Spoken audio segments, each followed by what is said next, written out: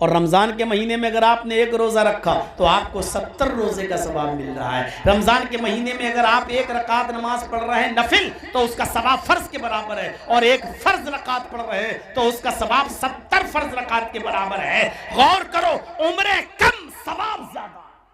एक रात का सवाब 83 या 84, 83 या 84 साल की इबादत के बराबर है। अगर 40 साल में 40 रातें जाग ली तो तुम पहले जमाने की उम्मतों से भी नेकियों में आगे निकल जाओगे। अल्लाह ताला ने हमारी उम्मत की उम्र कम रखी है लेकिन सवाब ज्यादा रखा है, सवाब ज्यादा रखा है। हम इस कम उम्र में बहुत ज्यादा सवाब पा सकते हैं। आप एक नमाज पढ़ने गए जोहर की, आपको एक रकात का सवाब नहीं मिला, आपको 10 का सवाब मिला। आपने एक रोजा रखा, आपको एक रोजे का सवाब नहीं मिला, आपको 10 रोजों का सवाब मिला। सबसे अफजल महीना कौन सा है? रमजान। लेकिन इसको सबसे अफजल बनाने वाली चीज को क्या है? रमजान को सबसे मुबारक और सबसे अजीम महीना बनाने वाली चीज क्या है? वो है कुरान। शहरु रमजान अल्लज़ी उन्ज़िला फ़ीहिल कुरान। रमजान का महीना वो महीना जिस महीने में कुरान नाजिल हुआ। कुरान जिस महीने में नाजिल हुआ, अल्लाह ने उस महीने को भी सैयदुश शुहूर बना दिया। लेकिन जिस महीने में कुरान उतरा, उस महीने की जिस रात में कुरान उतरा, अल्लाह ने उस रात की आजमत को बुलंद करते हुए क्या कहा? लैलतुल क़द्र खैरुम मिन अल्फि शहर। शब कदर का जागना, जिस रात में कुरान नाजिल हुआ, उस रात में अल्लाह की इबादत करना 1000 महीनों की इबादत से बढ़कर है। रमजान में जिस रात में कुरान उतरा, उस रात की इबादत का सवाब क्या है? लैलतुल क़द्र खैरुम मिन अल्फि शहर। 1000 महीनों की इबादत से ज्यादा। 1000 महीने, दिन नहीं, महीने। 12 महीने का एक साल, तो 1000 महीनों के कितने साल हो गए? 83 या 84। कैलकुलेट कर लीजिएगा, जरा देख लीजिएगा, डिवाइड करके 1000 को 12 से डिवाइड कीजिएगा, 83 या 84 आएगा। एक रात का 5 रातें बताई गई हैं। अल्लाह के रसूल भूल गए थे, है तो एक ही रात, लेकिन वो थी कौन सी रात वो आप भूल गए। आ रहे थे लोगों को बताने, रास्ते में झगड़ा हो रहा था, आप उसका फैसला कराने लगे, उस झगड़े को आप दूर कराने लगे, आपके जहन से खत्म मिट गया कि वो रात कौन सी थी। तो अब क्या करें? तो आपने फरमाया कि आखिरी अशरे की 10 रातें जो उनमें 5 हैं, ताक रातों में तलाश करो, यानी 21, 23, 25, 27, 29, इनमें से कोई एक है, इनमें से कोई एक है। तो अब हमें 5 जागना है, 5 में से कोई एक मिलेगी, लेकिन हकीकत में वो रात एक ही है। जागना 5 है, 5 में से कोई एक है। अब ये पता ही नहीं कि वो कौन सी है। अब यही पता होती तो आदमी 5 क्यों जाग लेता? फिर एक ही ना जागे।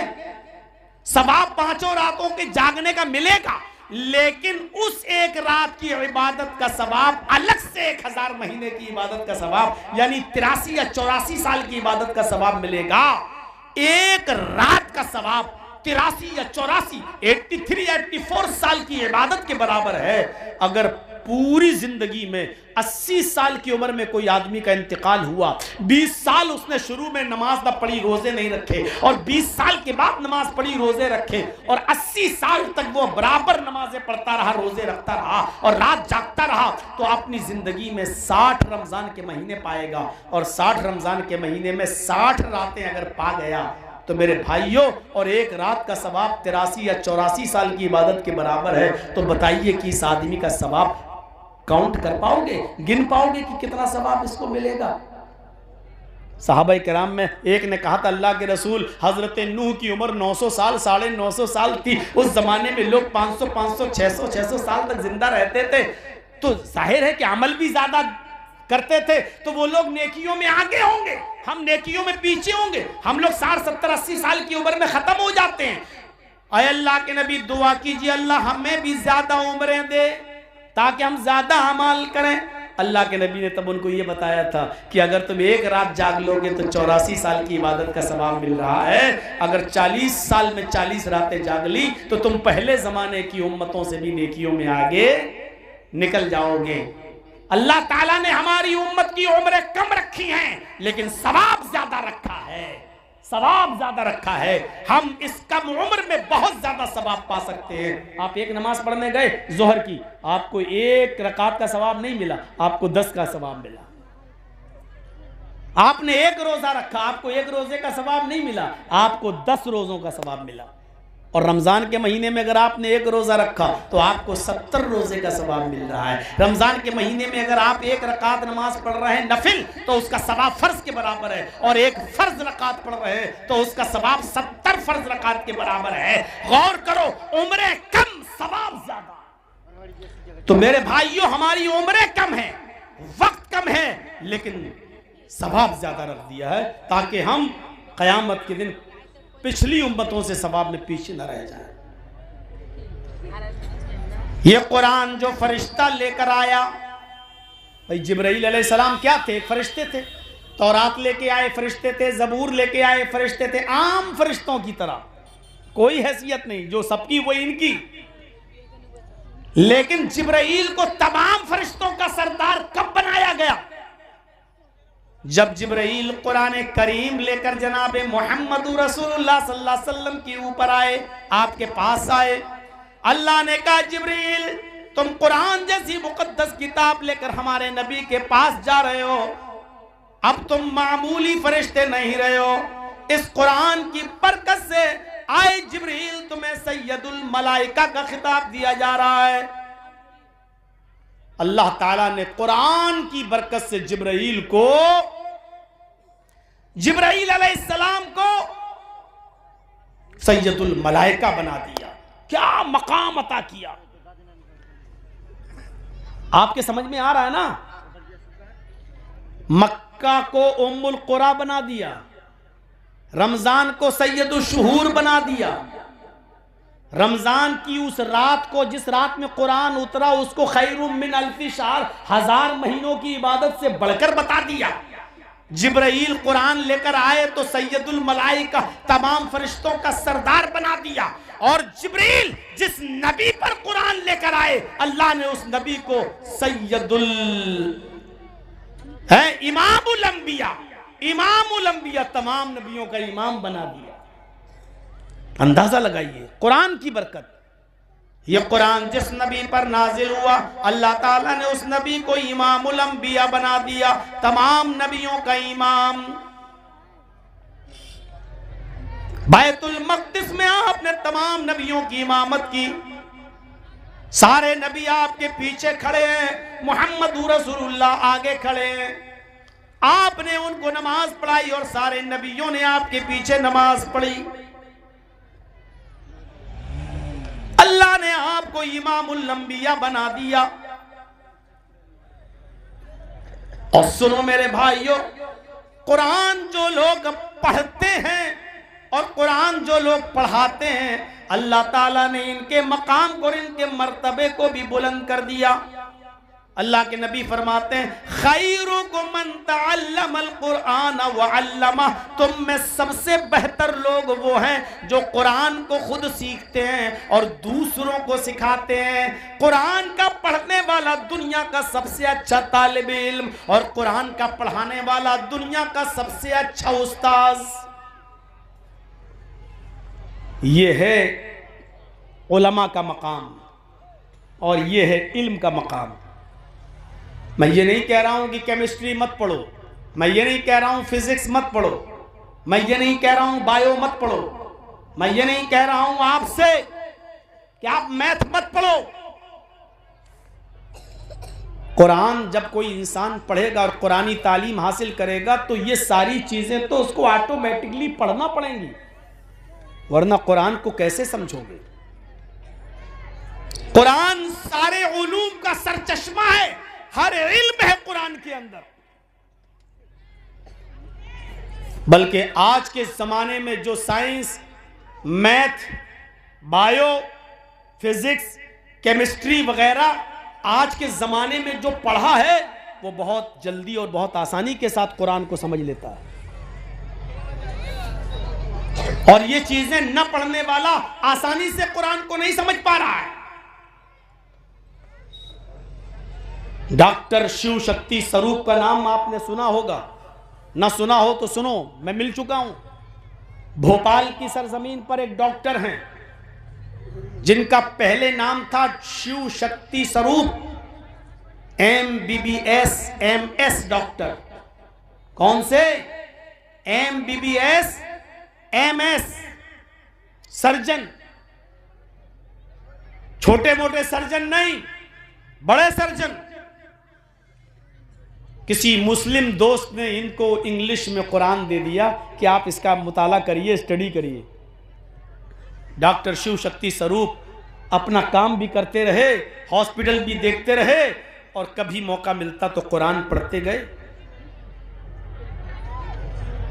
जब वो 18वें पारे में सूरह मोमिन पर पहुंचे तो उनके सामने से एक आयत गुजरी जिसका तर्जुमा उन्होंने इंग्लिश में पढ़ा। वो तर्जुमा पूरा साइंटिफिक था। उन्होंने जो साइंस में पढ़ा था, बायो में पढ़ा था, उन्होंने कहा कि अल्लाह, 1400 साल पहले तो साइंस का पता भी नहीं था, अल्ट्रासाउंड वजूद में नहीं आया था, फिर इतनी गहरी चीज 1400 साल पहले इस कुरान में कहां से आई? लक़द ख़लक़नल इंसाना मिन सुलालतिन मिन तीन थुम्मा जअलनाहु नुत्फ़तन फ़ी क़रारिन मकीन थुम्मा ख़लक़नन नुत्फ़ता अलक़तन फ़ख़लक़नल अलक़ता मुज़ग़तन फ़ख़लक़नल मुज़ग़ता इज़ामन फ़कसौनल इज़ाम लहमा। कुरान की आयतें वो पढ़ते हैं, इसके तर्जमे पर गौर करते हैं। सुनो इसका तर्जुमा, लक़द ख़लक़नल इंसाना मिन सुलालतिन मिन तीन, हमने इंसान को मिट्टी के खुलासे से पैदा किया, मिट्टी के सत से पैदा किया, मिट्टी के एसेंस से पैदा किया। थुम्मा जअलनाहु नुत्फ़तन फ़ी क़रारिन मकीन, फिर हमने नुत्फे को एक मजबूत ठिकाने पर पहुंचा दिया। कुरान लेकर आने वाले मोहम्मद को कैसे मालूम कि वो नुत्फा बच्चेदानी में जाकर मजबूत ठिकाने पर पहुंच जाता है? ये तो आज की अल्ट्रासाउंड मशीन बताती है। मियां बीवी मिले, हस्बैंड वाइफ का ताल्लुक कायम हुआ, पानी का कतरा रहमे मादर में गया, पानी की हकीर बूंद रहमे मादर में गई, बच्चेदानी के अंदर गई, वो इतनी मजबूत जगह पर पहुंच जाती है कि सुबह जब औरत उठती है तो नाश्ता भी बनाती है, खाना भी बनाती है, बर्तन भी धोती है, पोछा भी लगाती है, चलती भी है, फिरती भी है, लेटती भी है, लेकिन पानी का वो कतरा जहां पहुंच गया वहां से टस से मस नहीं होता, वहां से हिलता डुलता नहीं, वो अपने मकाम पर पहुंचकर अपना काम करना शुरू कर देता है। आज से 1400 साल पहले कुरान लेकर आने वाले मोहम्मद को ये कैसे मालूम कि वो एक मजबूत ठिकाने पर पहुंच जाता है, जबकि मोहम्मद तो पढ़े भी नहीं थे, जैसे उनकी माँ ने पैदा किया उसी तरीके से बड़े होकर भी अनपढ़ थे। उन्होंने न अलिफ बा ता सा पढ़ा, न ABCD पढ़ी, न अ आ ई पढ़ी, उन्होंने कोई चीज नहीं पढ़ी, उनको पढ़ाने वाला कोई नहीं था। वो पैदा हुए तो बाप को नहीं देखा, 6 साल के हुए तो मां भी चली गई, 8 साल के हुए तो दादा का भी इंतकाल हो गया। अरे मोहम्मद को पढ़ाने लिखाने वाला कोई नहीं, फिर इतनी बड़ी साइंस मोहम्मद को किसने बता दी कि वो नुत्फा, वो पानी का कतरा एक मजबूत ठिकाने पर पहुंचा दिया गया। अभी वो आगे पढ़ रहा है, सुम्मा खलक़नन नुत्फ़ता अलक़तन फ़ख़लक़नल अलक़ता मुज़ग़तन फ़ख़लक़नल मुज़ग़ता इज़ामन फ़कसौनल इज़ाम लहमा। फिर हमने पानी के उस कतरे को, उस नुत्फे को जमा हुआ खून बना दिया, फिर जमे हुए खून को गोश्त का लोथड़ा बना दिया, फिर गोश्त के लोथड़े को हमने हड्डी बना दिया, फिर हड्डी के ऊपर हमने गोश्त पहना दिया, फिर हड्डी के ऊपर हमने गोश्त चढ़ा दिया। डॉक्टर शिव शक्ति स्वरूप कहता है, उस वक्त वो हिंदू था, कहता है भगवान की कसम मेरी अल्ट्रासाउंड मशीन बताती है कि बिल्कुल यही पोजीशन, यही तरतीब होती है। यानी वो पानी का कतरा पहले जमा हुआ खून बनता है, फिर उसके बाद में गोश्त का लोथड़ा बनता है, फिर गोश्त के लोथड़े के बाद हड्डी बनता है, फिर हड्डियों के ऊपर भी गोश्त चढ़ाया जाता है, बिल्कुल इसी कंडीशन से बनता है। इतना बड़ा बायो का इल्म, इतना बड़ा साइंस का इल्म 1400 साल पहले अरब की सरजमीन पर इस कुरान के नाजिल करने वाले ने मोहम्मद को बताया, और मोहम्मद ने हम सबको बताया। यकीनन ये मोहम्मद पर जो किताब उतरी है वो आसमानी किताब है, और इस किताब का नाजिल करने वाला अल्लाह है, इस किताब का उतारने वाला अल्लाह है। हरे साथियों, हमारे बच्चे मदरसों में पूरी जिंदगी पढ़ के 10 साल मौलवी बन के निकल जाते हैं, लेकिन इबरत हासिल नहीं हो पाती है। इस आदमी ने, शिव शक्ति स्वरूप ने, न तो मौलवियत पढ़ी, न मदरसे में गया, सिर्फ बायो पढ़ी थी, साइंस पढ़ी थी, अच्छा डॉक्टर था, समझ गया, और उसी वक्त वो ईमान ले आता है। पूरा कुरान भी नहीं पढ़ा, सूरह मोमिनून तक पहुंचा और ईमान ले आया, सूरह मोमिन तक पहुंचा और ईमान ले आया। मेरे भाइयों, उसका नाम अब इस्लामुल हक हो गया। शिव शक्ति स्वरूप से उसका नाम बदल कर आज इस्लामुल हक हो गया। उसने अपनी बीवी के सामने इस्लाम पेश किया, उसकी बीवी का नाम खदीजा हो गया। फिर उसने अपनी बेटी को भी दावत दी और उसकी बेटी भी इस्लाम ले आई। उसकी बेटी आज आयशा के नाम से जानी जाती है, आज भी पढ़ती है, और एमएस के आखिरी साल में यानी एमबीबीएस कर चुकी है, वो भी एमएस कर रही है, अपने बाप के नक्शे कदम पे चल रही है। आज भी वो हाथों में गिलेव्स और पैरों हाथों में गिलेव्स और पैरों में सॉक्स पहन के जाती है, आज भी वो नकाब लगा के जाती है, आज भी वो कॉलेज में बैठते हुए चेहरा नहीं खोलती है।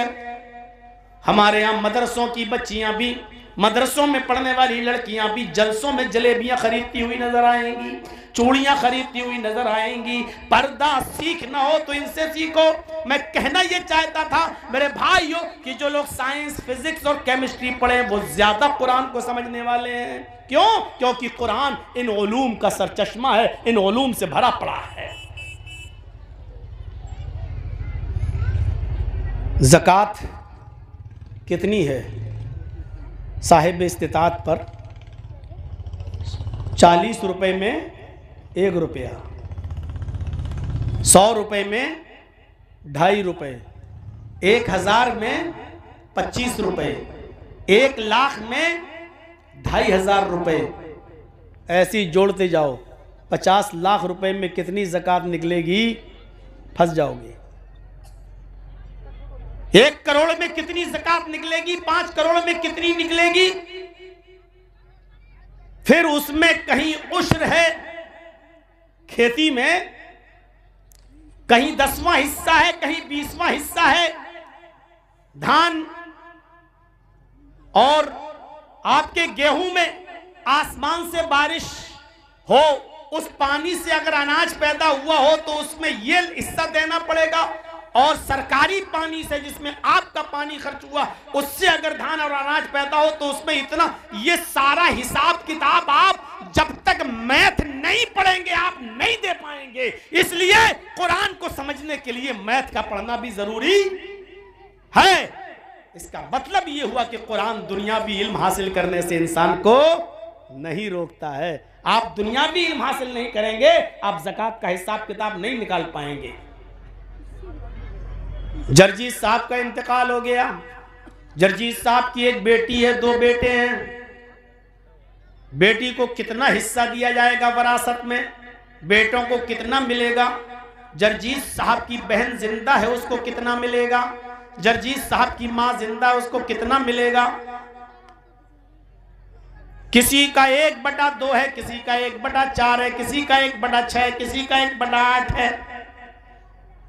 ये बटों में जो तकसीम हो रही है, वरासत किस तरीके से दी जाएगी, अदा की जाएगी, जब तक आप मैथ नहीं पढ़ेंगे, आप वरासत इल्मुल फराइज का मसला हल भी नहीं कर सकते हैं। इसका मतलब यह है कि कुरान का इल्म हासिल करने वाले के लिए जरूरी है कि वो मैथ में भी माहिर हो।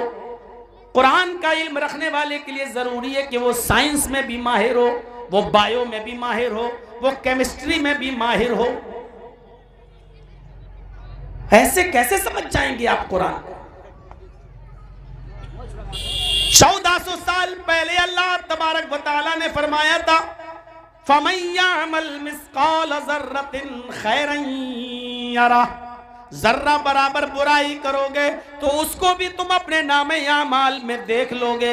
वमन यअमल मिस्काल ज़र्रतिन शर्रन यरा, जर्रा बराबर भी बुराई नेकी करोगे या जर्रा बराबर भी बुराई करोगे तुम उसको भी अपने नामे आमाल में देख लोगे। जर्रा बराबर नेकी नामे आमाल में देख लोगे, जर्रा बराबर बुराई उसको भी तुम अपने नामे आमाल में देख लोगे। सूरह कारिया में अल्लाह ने फरमाया, फअम्मा मन सकुलत मवाज़ीनुहु फहुवा फी ईशतिर राज़िया व अम्मा मन खफ़्फ़त मवाज़ीनुहु फउम्मुहु हाविया। नेकियां और बुराइयां तौली जाएंगी, जिसकी नेकियों का पल्ला भारी हो गया वो जन्नती, और जिसकी नेकियों का पल्ला हल्का हो गया वो जहन्नमी। इसका मतलब नेकियां तौली जाएंगी और बुराइयां भी तौली जाएंगी। अब नेकियां तो दिखाई नहीं देती तो तौली कैसे जाएंगी? हम कोई भी बुरा अमल करते हैं वो दिखता तो नहीं, फिर तौला कैसे जाएगा? एतराज करने वालों ने कुरान की इस आयत पर एतराज भी किया, अरे जो चीज दिखती नहीं तो तौली कैसे जाएगी? इसका मतलब यह कि कुरान झूठा, नऊज़ बिल्लाह। साइंस पढ़ने वाले ने इसका जवाब दे दिया, बिजली का करंट भी तो दिखाई नहीं देता है, रीडिंग कैसे आ जाती है? ये सर्दी भी तो दिखाई नहीं देती है, फिर वजन कैसे हो जाता है? आज दिल्ली में इतनी डिग्री सर्दी पड़ी, आज कश्मीर में इतनी डिग्री सर्दी पड़ी। गर्मी भी तो दिखाई नहीं देती, पता कैसे चल जाता है कि आज राजस्थान में इतनी डिग्री सेंटीग्रेड गर्मी पड़ी?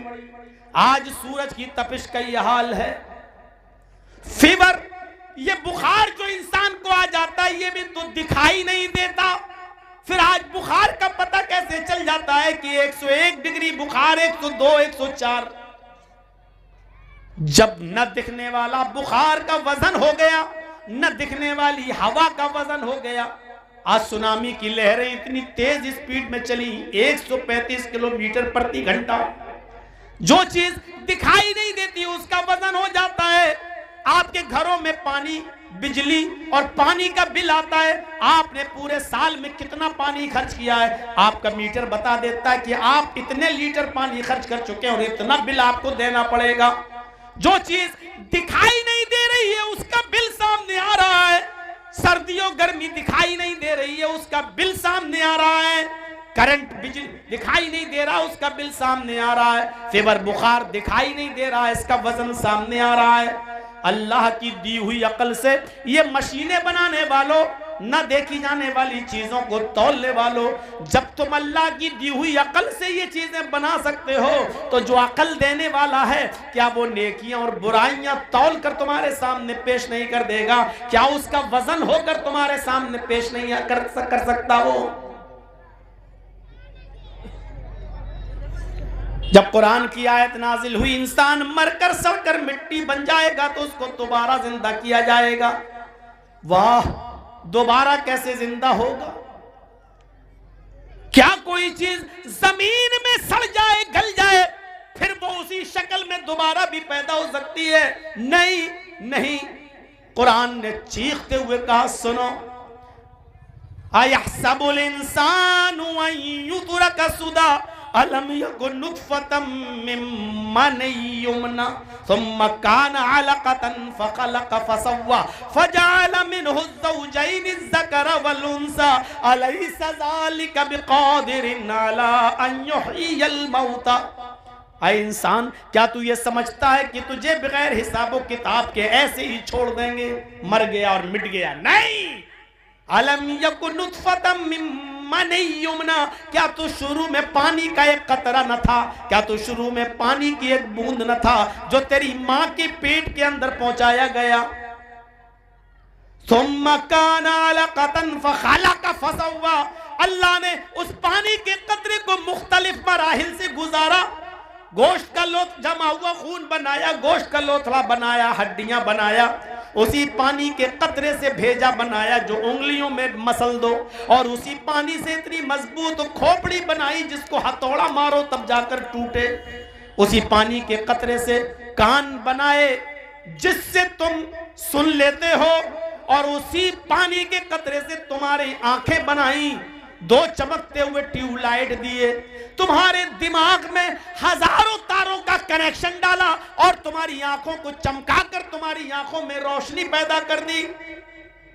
ये चांद जो हमारी जमीन से 2,40,000 मील की बुलंदी पर है, और ये सूरज जो हमारी जमीन से 9,30,00,000 मील की बुलंदी पर है, एक सेकंड के अंदर तुम सूरज को देख लेते हो। तुम्हें इतनी तेज रोशनी थी उस आंखों में कि एक सेकंड में तुम सूरज को देख लेते हो, एक सेकंड में तुम चांद को देख लेते हो। इतनी तेज स्पीड रोशनी तुम्हारी आंखों में उसने डाली, और फिर उसी से अल्लाह ने तुम्हारे उंगलियों के पोर भी बनाए, पकड़ने के लिए हाथ बनाया, चलने के लिए पैर बनाया, धड़कने के लिए दिल बनाया, सारी चीजें अल्लाह ने बनाई। और बनाने के बाद ऐसे ही नहीं, फजअल मिन्हु ज़ौजैनि ज़कर वल उन्सा, रहमे मादर में तेरी माँ खाना खा रही थी और मैं तेरे माँ के पेट में तेरा सर बना रहा था, तेरी माँ रोटियां बेल रही थी, तेरी माँ के पेट में मैं तेरा पैर बना रहा था, तेरी माँ सो रही थी और मैं तेरी माँ के पेट के अंदर तेरे कान और तेरी आंखें बना रहा था। ऐ मेरे बंदे, बनाने के बाद ऐसे ही नहीं छोड़ा, अपनी हिकमत से तू दुनिया में जाएगा तो लड़का बनकर जाना तेरा ठीक है, या लड़की बनकर जाना तेरा ठीक है। ये मेरी हिकमत और दानाई की दलील है कि फजअल मिन्हु ज़ौजैनि ज़कर वल उन्सा, हमने माँ के पेट के अंदर तुझे लड़का और लड़की भी बना दिया, नर और मादा भी बना दिया। ये काम जब मैं पहली बार बहुत आसानी के साथ तेरी माँ के पेट में कर सकते हूँ और तुझे बाहर निकाल सकता हूँ आसानी से, तो अलैसा ज़ालिका बिक़ादिरिन अला अन युह्यिल मौता, अगर जर्रा बराबर भी तुम्हारी खोपड़ी में अकल है तो बताओ, जब पहली बार ये सब कर सकता हूँ तो तेरे मरने के बाद हम तुझे दोबारा जिंदा नहीं कर सकते? क्या तुझे इस दुनिया से मिटाने के बाद सड़ाकर गलाकर दोबारा तुझे हम जीवित नहीं कर सकते? अरे जब तक तू था ही नहीं तो तुझे ले आया, अब तेरे आने के बाद इसी जमीन में मरने और मिटने के बाद भी हम तुझे अब दोबारा जिंदा नहीं कर सकते। ये तेरी कैसी अकल है? और दुनिया, साइंस भी यही कहती, ताजा दाना जमीन में डालते हो, वो पहले सड़ता है, गलता है, अपना नामो निशान मिटाता है, उसके बाद में उसमें कली फूटती है, फिर उसके बाद में वो जमीन से बाहर आता है और दोबारा खिलखिलाने लगता है। तो एक इंसान को कब्र में गाड़ो, सड़ जाए, गल जाए, मिट जाए, तो क्या फिर से उसकी कली नहीं फूट सकती है और उसको हम दोबारा जीवित नहीं कर सकते हैं? मेरे प्यारे साथियों, गौर करो, ये सब कुरान हमें बतला रहा है और इसको समझने के लिए साइंस की सख्त जरूरत है। इसलिए मदरसों में सिर्फ बच्चों को मुल्ला मौलवी बना के मत छोड़ो। 5,000 रुपए में नमाज पढ़ाने वाला मौलवी बनाकर मत छोड़ो। मदरसों में दीन के साथ साथ दुनियावी तालीम भी रखो, कंप्यूटर भी रखो, साइंस भी रखो, टेक्नोलॉजी भी रखो, बच्चों को मैथ भी पढ़ाओ, क्योंकि कुरान की तालीम हासिल करने के लिए जरूरी है कि दुनियावी तालीम भी हासिल की जाए। इन तमाम तालीमात को हासिल किए बगैर मेरे भाइयों आप सही हक अदा नहीं कर सकते, सही सिमत की तरफ आप नहीं जा सकते। कुरान ने 1400 साल पहले कहा, इज़ा शम्सु कुव्विरत, सूरज की रोशनी को हम लपेट लेंगे। जब सूरज की रोशनी लपेट दी जाएगी, आज साइंस बताती है कि सूरज धीरे धीरे अपनी रोशनी कम करता जा रहा है। सूरज की रोशनी धीरे धीरे कम हो रही है, और सूरज जितनी रोशनी कम करता है, ये जमीन उतनी थोड़ी सी ऊपर बढ़ जाती है, ऊपर की तरफ आ जाती है, क्योंकि जमीन को सूरज की जितनी गर्मी चाहिए जीवित रहने के लिए, तो जमीन सूरज की उतनी गर्मी को लेने के लिए ऊपर की तरफ बढ़ जाती है। धीरे धीरे सूरज की गर्मी कम होती जाएगी और जमीन धीरे धीरे ऊपर की तरफ बढ़ती जाएगी। एक दिन ऐसा आएगा कि जमीन बढ़ते बढ़ते सूरज और जमीन के दरमियान सिर्फ 1 मील का फासला रह जाएगा। उसी को अल्लाह के नबी ने फरमाया, तकूनु शम्सु यौमल क़यामति का मिक़दार मील, क़यामत के दिन ये सूरज जमीन से 1 मील के फासले पर होगा।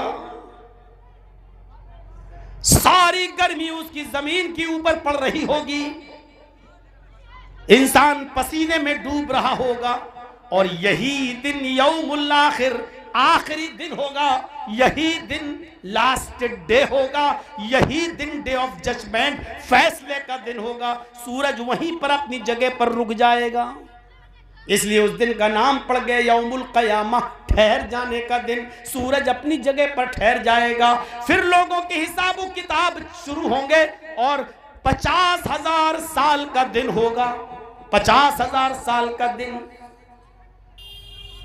उस तरफ नहीं जाना चाहता। मेरे भाइयों, जब आप साइंस पढ़ेंगे तभी तो समझेंगे कि सूरज की गर्मी कैसे लिपट रही है, कैसे कम हो रही है। अल्लाह ने फरमाया समाउन फतरत, ये आसमान फट जाएगा। साइंस पढ़ोगे तभी तो समझोगे कि आसमान कैसे फटेगा। वइज़ल बिहारु सुज्जिरत, समंदर भड़का दिए जाएंगे। आसमान से जब चीजें गिरेंगी तो सूरज भी गिरकर जमीन के ऊपर गिरेगा। जब सूरज जमीन के ऊपर गिरेगा तो सूरज के अंदर जलने वाली गैस जलाएगी, आग लगाने वाली गैस आग लगाएगी। वो आग लगाने वाला केमिकल जो सूरज के अंदर है वो आग लगाने का काम करेगा, और जब आग लगाने का काम करेगा तो समंदरों में भी आग लग जाएगी। वइज़ल बिहारु फुज्जिरत, समंदर भड़का दिए जाएंगे। आग तो, समंदर तो आग बुझाता है, लेकिन सूरज जब गिरेगा समंदर के ऊपर तो समंदर में भी आग लग जाएगी, आग, क्योंकि उसके अंदर जलाने वाला मादा पाया जाता है। जब साइंस पढ़ेंगे तभी तो ये सारी की सारी चीजें आप जानेंगे। मेरे प्यारे साथियों, गौर करो, कुरान को समझना है तो आपको साइंस, फिजिक्स, केमिस्ट्री, मैथ सब पढ़ना पड़ेगा। इसलिए कुरान हमें दुनियावी तालीम हासिल करने से मना नहीं करता है, हमें दीन के साथ साथ दुनियावी तालीम भी हासिल करने की जरूरत है। मेरे भाइयों, लौ अंज़लना हाज़ल कुरआन अला जबलिन लराइतहु खाशिअन मुतसद्दिअन मिन खशियतिल्लाह, हमने इस किताब को, इस कुरान को अगर किसी एक बहुत ऊंचे पहाड़ के ऊपर भी नाजिल किया होता, लराइता, तो ऐ मोहम्मद सल्लल्लाहु अलैहि वसल्लम आप उस पहाड़ को देखते, खाशिअन मुतसद्दिअन, वो झुका जा रहा होता, फटा जा रहा होता। बहुत आसान उर्दू के अल्फाज इस्तेमाल कर रहा हूं ताकि मैं अपनी बात आपके जहन में बिठा सकूं। अगर हमने इस किताब को, कुरान को किसी बहुत बड़े पहाड़ पर भी नाजिल किया होता तो आप देखते ऐ नबी उस पहाड़ को कि वो झुका जा रहा होता, फटा जा रहा होता, मिन खशियतिल्लाह, अल्लाह के खौफ से, अल्लाह के डर से। कुरान हम इंसानों पर नाजिल हुआ है, अगर हमने पहाड़ को दिया होता तो पहाड़ जैसी मजबूत चीज भी अल्लाह के डर से झुक जाती और फट जाती। आए इंसानों, इस कुरान के नाजिल होने के बाद अल्लाह के खौफ से तुम्हारा दिल क्यों नहीं फटता? वतिलकल अम्तालु नज़रिबुहा लिन्नास, ये मिसालें हम लोगों के सामने इसलिए बयान करते हैं लअल्लहुम यतफक्करून, ताकि वो गौर करें, ताकि वो फिक्र करें, सोचें। ये है कुरान की अहमियत। अल्लाह ने कहा पहाड़ पर नाजिल किया होता तो वो भी फटा जा रहा होता, झुका जा रहा होता। इन्ना नहनु नज़्ज़लना ज़िक्र व इन्ना लहू लहाफ़िज़ून। हमने तौरात भी नाजिल की, हमने इंजील भी उतारी, हमने ज़बूर भी उतारी, लेकिन तौरात को जब नाजिल किया तो हमने उसकी हिफाजत की जिम्मेदारी नहीं ली। देखो तौरात बदल गई। हमने ज़बूर को नाजिल किया लेकिन उसकी हिफाजत की जिम्मेदारी नहीं ली। देख लो ज़बूर भी चेंज हो गई। हमने इंजील को नाजिल किया लेकिन इंजील की भी हिफाजत की जिम्मेदारी हमने नहीं ली। इसलिए देख लो इंजील भी बदल गई, बाइबल भी बदल गई। लेकिन इस कुरान करीम को भी हमने नाजिल किया और इसकी हिफाजत की जिम्मेदारी भी हम ले रहे हैं। इन्ना नहनु नज़्ज़लना ज़िक्रा, इस जिक्र को, इस कुरान को नाजिल करने वाले भी हम हैं। व इन्ना लहू लहाफ़िज़ून, और इसकी हिफाजत भी हम ही करेंगे। इसकी हिफाजत की जिम्मेदारी जब अल्लाह ने ली तो देख लो 1400 साल पहले जिस कंडीशन में नाजिल हुआ था और आज भी उसी कंडीशन में और कयामत की सुबह तक भी इसी कंडीशन में रहेगा। कुरान करीम का जबर और जेर तो बहुत दूर की बात, एक नुक्ता भी नहीं बदला जा सकेगा। कयामत की सुबह तक कोई इसके अंदर कोई तब्दीली नहीं कर सकता। एक बदकमाश, एक जाहिल, एक बेगैरत इंसान उठा वसीम रिजवी के नाम से, जो कुरान को चेंज करने की बात करता था, कुरान को बदलने की बात करता था। कुरान से 40 आयतों को निकालने की एप्लीकेशन उसने सुप्रीम कोर्ट के अंदर दी। सुप्रीम कोर्ट ने उल्टा उसी के ऊपर जुर्माना लगा दिया, उसकी एप्लीकेशन को रिजेक्ट कर दिया। जो कुरान को बदलने चले थे अल्लाह ने उन्हीं को बदल डाला। मेरे भाइयों, वसीम रिजवी से उनको त्यागी बना दिया। आज हालत यह है कि उनको उनके धर्म के अंदर भी कोई जात नहीं मिल रही है, बिरादरी नहीं मिल रही है। सुना है यहाँ तक कि उनके धर्म वालों ने ये कह दिया मरने के बाद हम इसको चिता में भी नहीं जलाएंगे और हिंदू रस्म और रवाज के मुताबिक ये जलाया भी नहीं जाएगा। मेरे भाइयों, अब मुसलमानों ने भी कह दिया और शिया हजरात ने भी कह दिया हम इसको अपने कब्रिस्तान में दफन भी नहीं करेंगे। न खुदा ही मिला न विसाले सनम, न इधर का रहा न उधर का हुआ। जो कुरान को बदलने चले थे खुद ही बदल गए। इस कुरान की अहमियत को पहचानो मुसलमानों। यह कुरान कसमें खाने के लिए नहीं आया, तू झूठा कि मैं झूठा, चल मस्जिद में उठा ले कुरान। यह कुरान इसलिए भी नहीं आया नया मकान बन गया, नई दुकान बन गई, किराए के टट्टुओं को बुलाकर एक एक पारा सबके हाथ में पकड़ा दो और पूरा कुरान पढ़वा लो। अब चाहे उसमें शराब की दुकान ही खोल लो, अब कयामत तक बरकत होगी। यह कुरान इसलिए भी नहीं आया कि किसी के मरने के बाद घर में बैठ कर एक एक पारा पढ़ के उसको बख्श दो और वो जन्नती हो जाएगा। अगर कुरान पढ़कर बख्श देने से कोई आदमी जन्नती होता तो इंदिरा गांधी जन्नतुल फिरदौस में जाती है। उसकी समाधि पर जमीर फरोश मुसलमानों ने 3-3 कुरान पढ़े थे, 3-3 कुरान खत्म किए थे। अगर तुम्हारा बाप एक कुरान पढ़कर बख्श देने से जन्नती हो सकता है तो फिर इंदिरा गांधी पर तो 3 पढ़े गए थे, वो जन्नती क्यों नहीं होगी? ये कुरान इसलिए भी नहीं आया। ये कुरान हमें ये बताने आया कि जिस दुनिया में तुम आए हो उस दुनिया की जिंदगी को तुम किस तरह चलाओगे, किस तरह गुजारोगे।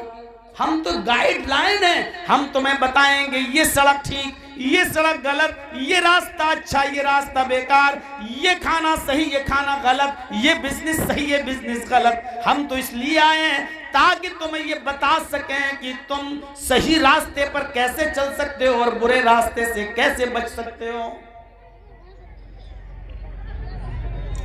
चीखते हुए ऐलान करता, इन्ना हदैनाहु सबीलैन इम्मा शाकिरन व इम्मा कफूरा। ओ लोगों, हमने तुम्हें दोनों रास्ते बता दिए हैं, हमने तुम्हें बुरा रास्ता और अच्छा रास्ता दोनों रास्तों की निशानदेही कर दी है। इम्मा शाकिरन व इम्मा कफूरा। अब अच्छे रास्ते पे चल के अल्लाह के शुक्रगुजार बंदे बन जाओ, या बुरे रास्ते पे चल के अल्लाह के नाफरमान बंदे बन जाओ।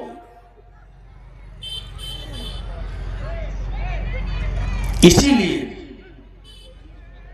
कुरान तुम्हें हर बात का जवाब देता हुआ नजर आएगा। दुनिया की और दूसरी किताबों में ये जवाब आपको नहीं मिलेंगे। तौरात से पूछो, जबूर से पूछो, इंजील से पूछो, बाइबल से पूछो। हमारे बिरादरान वतन जो हिंदू भाई हैं वो वेद पढ़ते हैं, उनसे मानते हैं आसमानी किताब, उनसे पूछो। पूछो है तौरात बता तू कैसी किताब है, पूरी तौरात में जवाब नहीं मिलेगा। पूछो है इंजील बता तू कैसी किताब है, पूरे इंजील में जवाब नहीं मिलेगा। आए जबूर बता तू कैसी किताब है, जबूर में जवाब नहीं मिलेगा। पूछो हिंदू भाइयों की किताबों से, आए ऋग्वेद, यजुर्वेद, अथर्ववेद, सामवेद, बताओ तुम कैसी किताबें हो, ये किताबें भी इसका जवाब नहीं देंगी।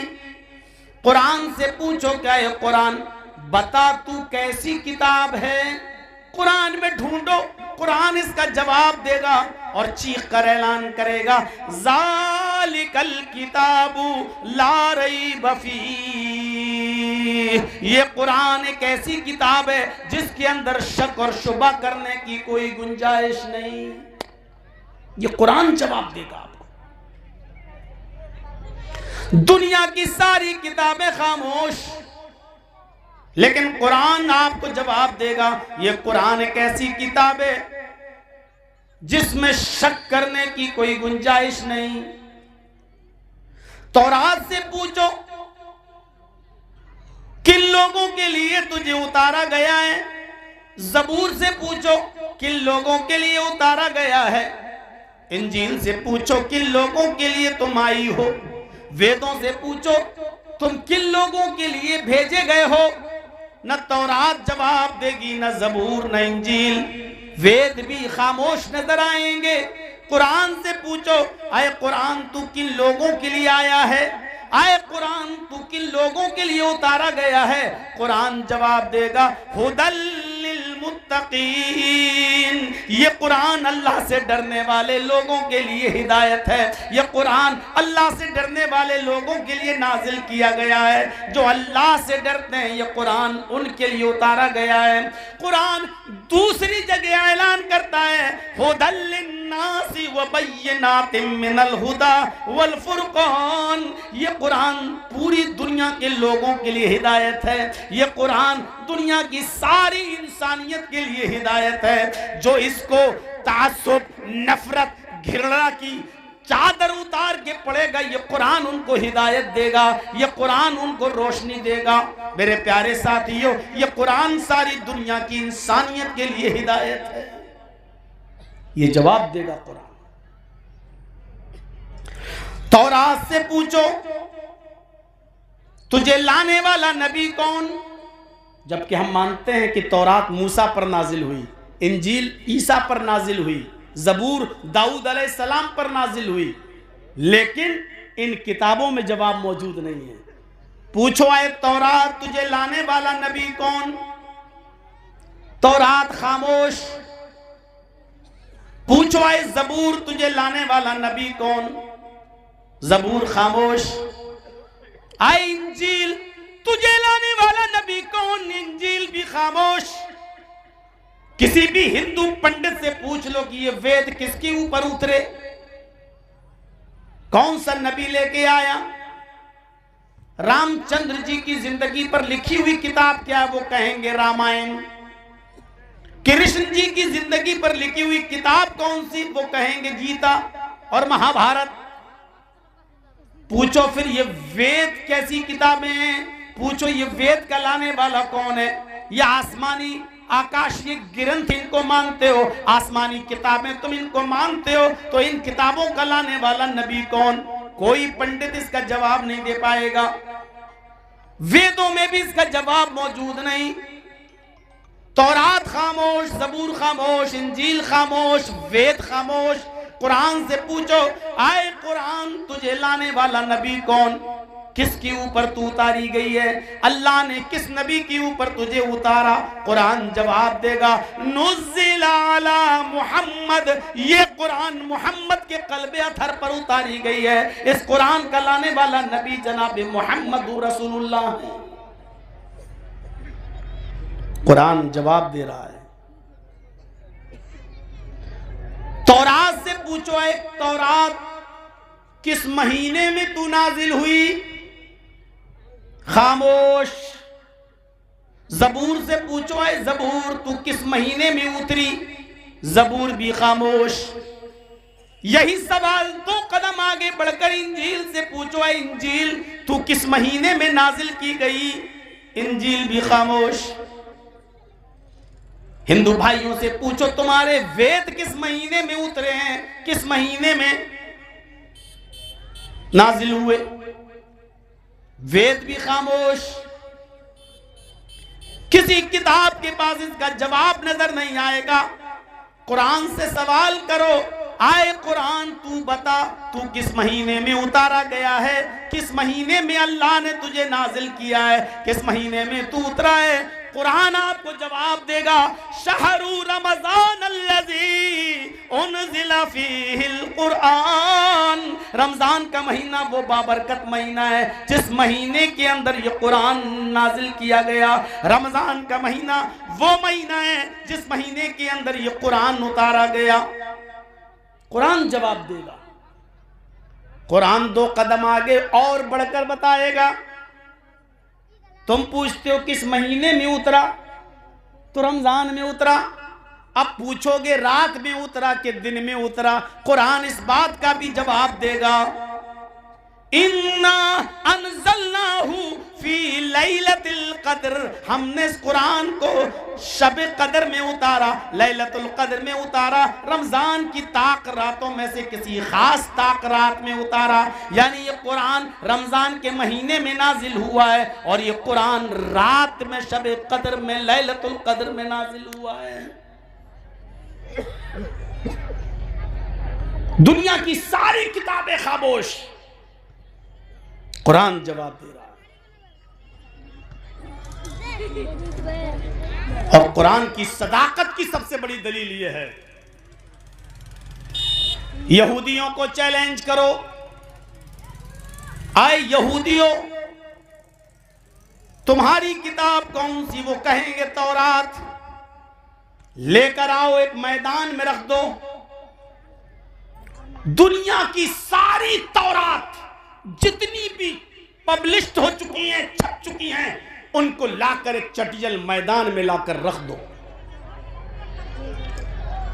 पूछो ईसाइयों तुम्हारे पास कौन सी किताब है? वो कहेंगे इंजील, न्यू टेस्टामेंट। तुम भी अपनी सारी किताबें ले आओ, पूरी दुनिया में जितनी भी हैं, एक भी इंजील का नुस्खा बाकी ना रहे, सब ले आओ, वो भी एक मैदान में रख दो। एक तरफ तौरात रखी हुई है, एक तरफ इंजील रखी हुई है। दाऊदियों से कहो कि तुम कौन सी किताब मानते हो? वो कहेंगे जबूर। तुम भी अपनी किताब ले आओ, सारी किताबें इसी मैदान में रख दो। हिंदू भाइयों से कहो कि तुम वेद को आसमानी किताब मानते हो, तुम अपने चारों वेद भी इसी मैदान में लाकर रख दो। पूरी दुनिया की सारी किताबें जिनको लोग पढ़ते हैं और जिन पर ईमान रखते हैं, उसको एक मैदान में लाकर रख दो। और मुसलमानों से पूछो तुम कौन सी किताब पर ईमान रखते हो? वो कहेंगे कुरान। तुम कुरान को भी उठा लाओ और एक मैदान में रख दो। पूरी दुनिया में एक भी कुरान बाकी न रहने दो, सारे के सारे कुरान उठाकर इसी मैदान में ले आओ। तौरात भी आ गई, जबूर भी आ गई, इंजील भी आ गई, वेद भी आ गए, कुरान भी आ गया। आए यहूदियों, तुम अपनी सारी किताबों में आग लगा दो, ईसाइयों तुम अपनी सारी किताबों को जला दो, दाऊदियों तुम सारे जबूर में आग लगा दो, हिंदू भाइयों तुम सारे वेदों को जला दो, मुसलमानों तुम सारे के सारे कुरान को जला दो। सारी किताबें जल गई, अब जो किताब बाकी रह जाए, जो किताब महफूज हो वही असली किताब है, जो मजहब बाकी रह जाए वही असली मजहब है। सब जलने के बाद फिर यहूदियों को चैलेंज करो कि अपनी किताब लाओ, नहीं ला पाएंगे। ईसाइयों से कहो कि इंजील लाओ, नहीं ला पाएंगे। दाऊदियों से कहो कि अपनी किताब जबूर लाओ, नहीं ला पाएंगे। हिंदू भाइयों से कहो कि वेद लाओ, नहीं ला पाएंगे। और हम मुसलमानों को चैलेंज करो कि कुरान लाओ, तो इसी मदरसा अस्मा लिल बनात का एक छोटा सा तालिब इल्म उठेगा, आप छोटे छोटे मदरसों का एक 10 साल का बच्चा उठेगा और अलिफ लाम मीम से शुरू करके वन्नास की सीन तक आपको कुरान सुना देगा। फिर इस कुरान को पब्लिश कर दिया जाएगा। मेरे भाइयों, सारी किताबों को जला दो, जो किताब अपनी असली शक्ल में बच जाए वही असली है, वही ओरिजिनल है, वही अल्लाह की तरफ से नाजिल की हुई है, जिसको कयामत तक कोई हटा ना सके, बिगाड़ ना सके, एक नुक्ता भी उसका चेंज ना कर सके। वही ओरिजिनल मजहब है, वही ओरिजिनल किताब है, वही अल्लाह की तरफ से नाजिल की हुई ओरिजिनल किताब है। गौर करके देख लो मेरे भाइयों, चले ये चिपिद्दी और चिपिद्दी के शोर में कुरान को बदलने के लिए, जो 3 में न 13 में, जो 3 में न 13 में ये चले कुरान को चेंज करने के लिए। तुमसे पहले भी तुम्हारे बाप दादा उठे तुम्हारे ही जैसे, वो नहीं बदल पाए, तुम बदलोगे? तसव्वुर करिए मेरे भाइयों, ये कुरान की सदाकत क्या है। इस किताब से हमारा रिश्ता टूट रहा है, हम इस किताब से दूर हैं। इसको हमने कस्में खाने के लिए बना लिया है, इसको हमने दुकान में खैरो बरकत के लिए बना रखा है, कोई मर जाए तो बख्शने की किताब समझ रखा है। अरे ये दस्तूरुल अमल है, ये बैनुल अक़वामी कानून है, ये हमें जिंदगी गुजारने के उसूल बताता है। और इसी दुनिया में हमसे कमियां, बुराइयां और कोताहियां हो जाएं तो इसी दुनिया में उसकी सजा मुतय्यन करता है। चोरी करते हो, वस्सारिक़ु वस्सारिक़तु फ़क़्तऊ अयदियहुमा, चोरी करने वाले मर्द और चोरी करने वाली औरत का हाथ काट डालो। जिनाकारी करते हो, दूसरों की मां और बहन और बेटियों को गलत नजर से देखते हो, मोबाइल पर गुफ्तगू करके उनको होटलों में बुलाकर उनकी इज्जत और आबरू से खेलते हो। सुनो, अज़्ज़ानियतु वज़्ज़ानी फ़ज्लिदू कुल्ल वाहिदिम मिनहुमा मियत जल्दा, जिना करने वाली औरत और जिना करने वाले मर्द, इन दोनों को मैदान में इकट्ठा कर दो और 100-100 कोड़े मारो, इस हाल में कि जब ये कुंवारे हों और शादीशुदा हों तो पत्थरों से मार मार के खत्म कर दो, पत्थरों से मार मार के इनकी जान ले लो। ये कुरान ये सदा मुतय्यन करता है। इसीलिए इस दुनिया के बनाने वाले ने बताया है कि इस दुनिया को कैसे चलाओगे, दूसरों की बहनों बेटियों की हिफाजत कैसे होगी, तुम्हारे बेटों की हिफाजत कैसे होगी, चोरी से अपने मुआशरे को कैसे साफ किया जाएगा, बचाया जाएगा। आप उस गाइडलाइन पर अमल करेंगे तो ये दुनिया चलेगी। इस गाइडलाइन से हट जाएंगे तो वही हाल होगा जो आज मोदी जी का है पिस्टल फाइल खुलने की बात। गाइडलाइन से हटोगे तो तुम्हारा भी वही हाल होगा। कौन सा हाल? हर जगह मारे जाओगे, काटे जाओगे, परेशान किए जाओगे, लिंचिंग होगी तुम्हारी, कोई हैसियत नहीं होगी तुम्हारी। दुनिया के किसी भी मुल्क में जाकर देख लो आज हमारी हैसियत क्या है। पाकिस्तान में मस्जिदों में बम फोड़े जा रहे हैं, वहां हम चैन और सुकून के साथ नहीं। ईरान का हाल देख लो आज किस कंडीशन में है। सीरिया के अंदर हमारी कंडीशन देख लो क्या है। मिस्र के अंदर हमारी पोजीशन देख लो क्या है। जॉर्डन के अंदर हमारा हाल देख लो क्या है। लीबिया के अंदर हमारा हाल देख लो क्या है, फिलिस्तीन के अंदर हमारी पोजीशन देख लो क्या है। ज़ुरिबत अलैहिमुज़्ज़िल्लतु वल मस्कना, दुनिया के किसी दौर में मुसलमान इतना जलील नहीं था, इतना रुस्वा नहीं था, इतना बेइज्जत नहीं था, इतना जलील और इतना इंसल्टेड नहीं था जितना आज के इस दौर में है। खुद अपने भारत के अंदर देख लो आपकी हालत क्या है और आपकी कंडीशन क्या है। आप अपने आप को जिंदा समझते हो?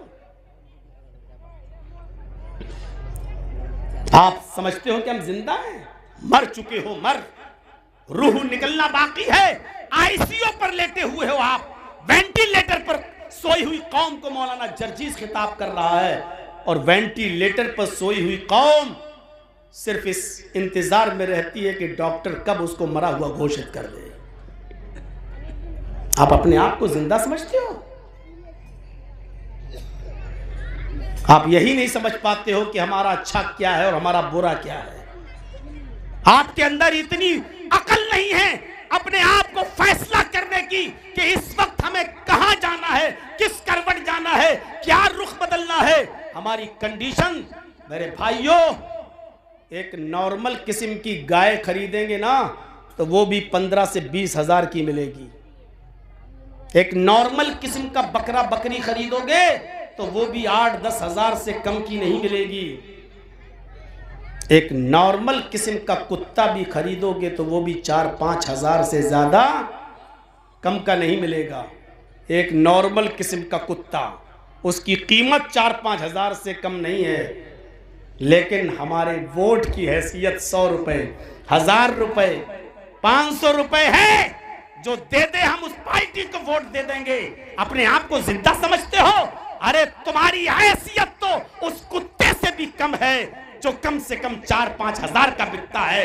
तुम्हारे जमीर 400 और 500 में बिकने वाले वोट के वक्त, और अपने आप को तुम जिंदा समझते हो? ये सोई हुई कौम है, ये बेहिस कौम है, ये वेंटिलेटर पर सोती हुई कौम है, वेंटिलेटर पर पड़ी हुई कौम है। जो चाहता है तुम्हारा मजाक उड़ाता है, जो चाहता है तुम्हें लूट लेता है, जो चाहता है तुम्हारी जज्बात से खेल के चला जाता है, और तुम अपने आप को बहुत बड़ा सूरमा समझते हो, बहुत बड़ा बहादुर समझते हो। तुम वेंटिलेटर पर लेटी हुई और सोई हुई कौम हो। डॉक्टर को मरा हुआ घोषित करने की देर है। बस मैंने कह दिया जो कहना था, और जिसको समझना था वो समझ गया होगा कि मौलवी जर्जीस ने क्या कहा।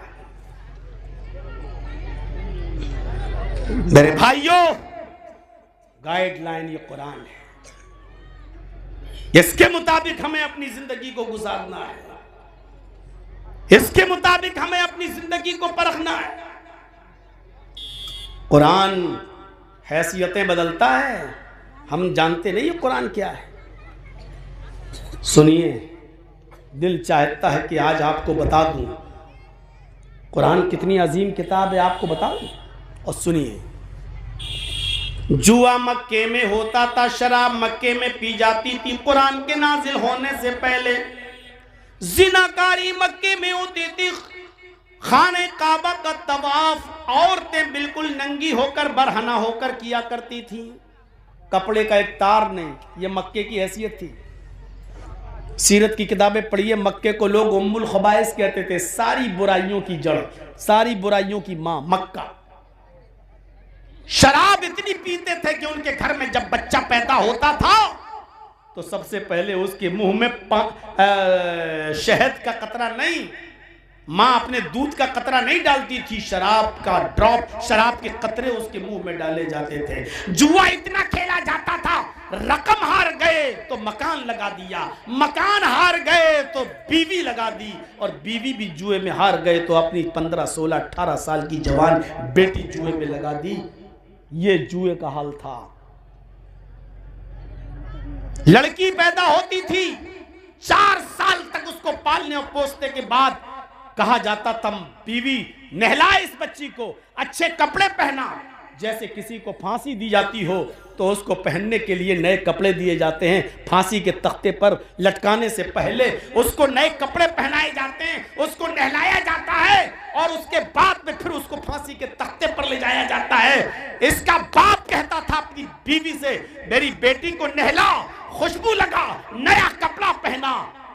माँ अपनी बेटी को नहलाती थी, धुलाती थी, नए कपड़े पहनाती थी, और फिर 4 साल की इस बच्ची को इसका जालिम बाप हाथ पकड़ के मेले के बहाने ले जाता था और जंगल में गड्ढा पहले से खुदा होता था, धक्का देता था, ऊपर से मिट्टी डाल के उसको पाट देता था, और वो अब्बू अब्बू चीखती और चिल्लाती रहती थी, और जब तक वो मर नहीं जाती थी तब तक वहां से आता नहीं था।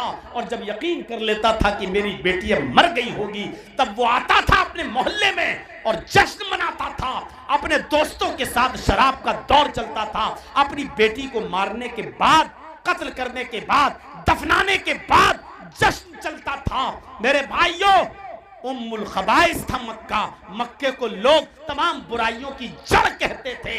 इसीलिए इस बुराई को रोकने के लिए अल्लाह ने कहा कुरान में, है वइज़ल मौऊदतु सुइलत, कयामत के दिन अल्लाह इस जिंदा, दरगोर और दफन की हुई लड़की को जिंदगी देगा, उसको ज़बान देगा और फिर उससे पूछेगा बेअय्यि ज़ंबिन क़ुतिलत, तुझे किस जुर्म में मारा गया, तुझे तेरे बाप ने किस जुर्म में कत्ल किया, क्यों दफन किया, तेरा कसूर क्या था। वो छोटी सी 4 साल की बच्ची अपनी जबान से चीख कर कहेगी, अल्लाह मेरा कसूर ये था कि तूने मुझे मेरे बाप के घर में लड़की बनाकर पैदा किया था, मैं लड़की बनकर इस घर में पैदा हुई, यही मेरा जुर्म था। मेरे प्यारे साथियों, ये मक्का उम्मुल खबाइस तमाम बुराइयों की जड़, तमाम बुराइयों की मां था। लेकिन अल्लाह ने जब मक्के में कुरान नाजिल किया, अल्लाह ने जब मक्के में कुरान उतारा, अल्लाह ने जब मक्के में कुरान उतारा तो कुरान की बरकत से उस मक्के को उम्मुल कुरा बना दिया, सारी बस्तियों की मां बना दिया। जुआ वहां से मिट गया, शराब के मटके फोड़ दिए गए। अल्लाह ने जब कुरान नाजिल किया तो लड़कियों की हिफाजत होने लगी। इतनी हिफाजत हुई कि जो लोग लड़कियों के पैदा होने के बाद मार डाला करते थे, उन्हीं लोगों में जब लोग कुरान पर ईमान लाने लगे तो बाप के मरने के बाद बेटी को अपने बाप की वरासत से हिस्सा मिलने लगा, भाई के मरने के बाद भाई की वरासत से बहन को हिस्सा मिलने लगा, और बेटे के मरने के बाद बेटे की वरासत से उसकी मां को हिस्सा मिलने लगा। मेरे भाइयों, शौहर के मरने के बाद शौहर की वरासत से बीवी को हिस्सा मिलने लगा। ऐसा अल्लाह रब्बुल आलमीन ने कुरान की बरकत से उस औरत को इज्जतदार बना दिया, ये मकाम बख्श दिया। आज सारी दुनिया देखकर दंग है कि इस्लाम ने इतना बड़ा मकाम इस औरत को दे दिया। आज भी हिंदू धर्म में औरत को पाप की देवी कहा जाता है। हिंदू धर्म में कहा जाता है कि आदम को, आशू को स्वर्ग से, जन्नत से निकलवाने वाली यही औरत है। शैतान ने बहकाया कि फल खा लो, इस दरख्त के पास चले जाओ, तो आदम तो नहीं जा रहे थे, हव्वा ही जबरदस्ती लेकर गई, और आदम हव्वा की बातों में आए और उस दरख्त का फल खा लिए। अल्लाह ने दोनों को, आदम और हव्वा को, जन्नत से निकाला। आदम तो नहीं जा रहे थे लेकिन हव्वा लेकर गई, इसलिए पहला जो गुनाह हुआ, जो पाप हुआ, वो हव्वा ने करवाया।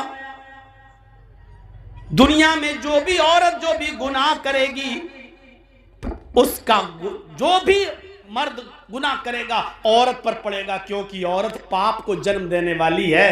पाप को जन्म औरत ने दिया है, पाप की देवी कहा जाता है औरत को हिंदू धर्म के अंदर। इस्लाम ने औरत को पाप की देवी नहीं कहा है। इस्लाम ने कहा कि लड़की जब घर में पैदा होती है तो रहमत के दरवाजे खुल जाते हैं, रहमत लेकर आती है। इस्लाम ने औरत को रहमत करार दिया, लड़की को रहमत बता